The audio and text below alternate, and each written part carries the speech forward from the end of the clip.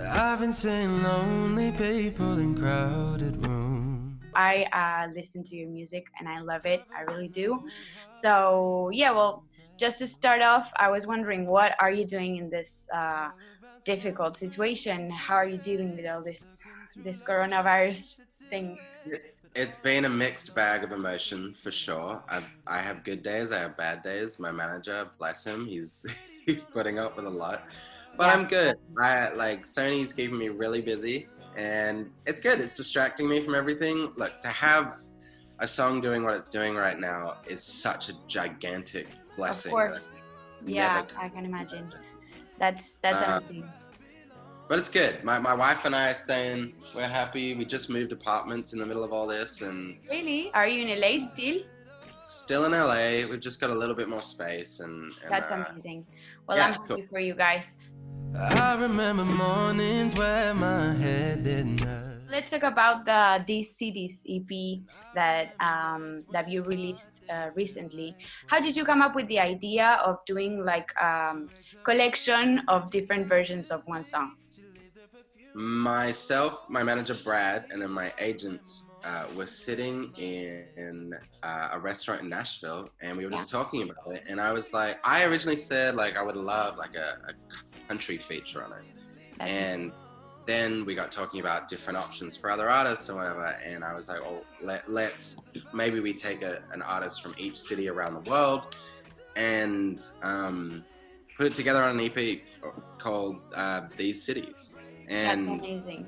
I it love was cool. that. Like, it's just cool to see it all come together. And the artists, I picked them because, or rather, I'm grateful they decided to do it. But Yeah, it's a back and forth kind of situation. yeah, like, but I knew that they all could really write, and I really wanted their perspective because I just think that great artists have a point of view, That's and yeah. they all do, and what they all delivered just blew me away. And that just to go this, it's like the little song that could, and so to have it mean so much to them. And I've been seeing lonely people in crowded rooms.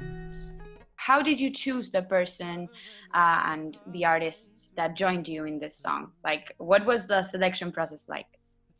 it was really fun. I mean, it was like the question was like, who, if there was anyone in the world you wanted to pick, who would it be? Yeah, And I wanted to pick artists that were, I mean, like on the newer side and still like blowing up and all that, but also artists that I yeah. really respected their pen, like all Yeah, of these. you liked what they did, and that's like kind of Yeah, and like they've all written for other artists as well. That's the cool part to me. I was like, you're all writers, and I want your perspectives. And I think all of their music, I'm such a fan of. And Nico and I go way back. Like oh we've been writing together for years. And Naya has been around forever. Anne Marie, I saw her when she was a singer with Rudimental on tour, opening for Ed wow. Sheeran. Like, it's just all been really cool. And like, Yeah, you go way back, and Yeah. that's amazing. I can imagine that they must have also been real honored to do this song with you, because It was you cool. also are a songwriter yourself, right? You write for other artists as well. Yeah, That's 100%. The city's gonna love me to leave me alone. You have this remix featuring Camilo, which we love over here, and that is your latest release. Is that right? Hmm. And well, you told me about the other artists, but why Camilo? Why did you choose him to do this Spanglish version? I love Spanglish. Yeah, so Camila was, I really wanted an artist that sang in Spanish to feature on it because it's, Yeah, Spanish is such a huge language. The music is so good. The Latin music, the rhythms, the phrasing, the way that, yeah, it's just so sick. And Camilo is also a big writer, and he's been killing it for a long time. And yeah, definitely. so he was brought up to me through my manager and my label, and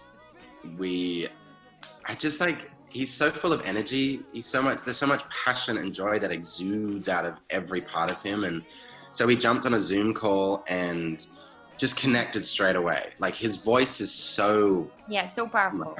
So powerful. And when he delivered his, I basically said to all of the artists, you can have creative freedom. And Camilo, I just think his flavor is amazing. He's such a good energy. And I just wanted to see what he did. And what he did blew me away. Yeah, so it kind of became a song that you shared with each artist you collabed with, right? Like it became a new song, a new version. That's amazing. This is the great part, that you have like over 200 million streams in the song in Spotify, and like 9 million on YouTube, and that's amazing. I mean, were you like aware of the importance of the song when you were going to release it? No. No, right? No, not at all. No. I like my team at the time, and like I had a completely different team. They didn't want to put it out. No. I wanted to put it out. I was like, this is my song. I want to put it out. So it was the very last song to come out from Not a Hobby, and you know, it took a long time to be able to find it. But well, that's good luck to stick with yourself, like with your decisions. Go for it. That's amazing. Absolutely. Trust yourself. That's the main takeaway. That's the main takeaway, totally.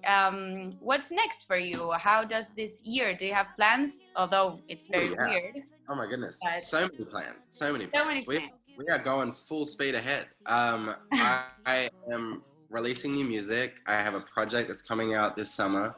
Wow. Very soon. I've been working on the next project as well, and we've got some surprises. We've got some cool stuff up our sleeves, and hopefully next year we'll be able to tour. And oh yeah, please. You know?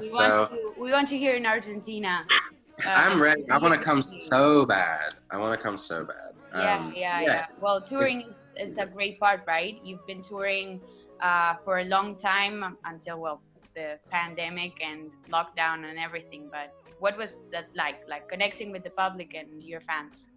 It's amazing. There's nothing like it. I think that the real like dream of it all is to tour and to have fans all over the world sing my songs back to me. So honestly, so I don't have to work as much. Honestly, you know? Just to be honest, right? No, it's amazing. Singing's the best part of it. So in performing, I feel like I'm a different person on stage, and I love who I am on stage. What was the transition like from being a songwriter for other artists to being your own songwriter? Like, is there something different in the process, or you just go with whatever you got at the moment? Well, I think I just have to think about myself a bit more, which was always interesting. I think it's taking a magnifying glass to yourself and being like, what parts of you do you want to share today? Okay. Great. But it's my fans. My fans are the ones who made this possible for me to have this second chance with this city. And so now it's just, I'm always writing for other artists. I still am, and that's always going to be really important. But it's nice that I'll be able to get my own stories out with my voice. Every song comes from a personal place, but this is cool. I'm very happy for you. Well, thank you very much. It was a pleasure talking to you. And I hope everything goes as well as you're doing now. Thank you so much. I appreciate it. Thank you very much for this interview. And I think we have to close it up. But it was a pleasure. Thank you very, very much. Okay, bye. Have a good one. Bye.